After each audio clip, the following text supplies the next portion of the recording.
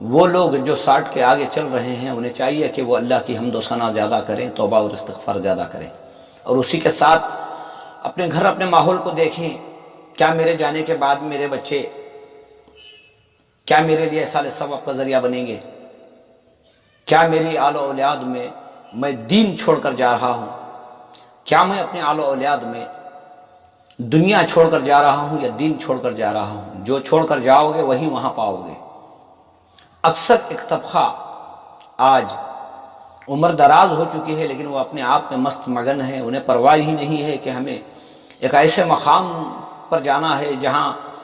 ہم سے پرسش کی جائے گی، پوچھ تاچھ کی جائے گی کہ تم نے اپنی زندگی میں کیا کیا اور تمہارے پیچھے کیا چھوڑ کر آئے ہو۔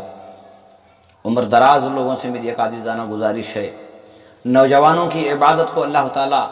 زیادہ پسند کرتا ہے، اور جو لوگ عمر دراز کر چکے ہیں، بڑھاپے کو پہنچ چکے ہیں، ان کی دعاؤں کو اللہ تعالیٰ بہت محبت سے دیکھتا ہے۔ تو میرے بھائیوں، وہ لوگ جو 60 پار کر چکے ہیں، میری التجا ہے کہ زیادہ استغفار کریں، توبہ کریں، اور اپنے اہل و عیال کے لیے دعائیں کریں کہ اے اللہ میرے جانے کے بعد میرے ماحول میں، میرے گھر بار میں، میری آل و اولاد میں اے اللہ دین کی سمجھ عطا فرما، اے اللہ انہیں عبادت کی توفیق شوق پیدا فرما۔ انشاءاللہ دعاؤں کی برکت سے اللہ تعالیٰ ہمارے اہل و عیال کو اللہ تعالیٰ دین پر باقی رکھے گا۔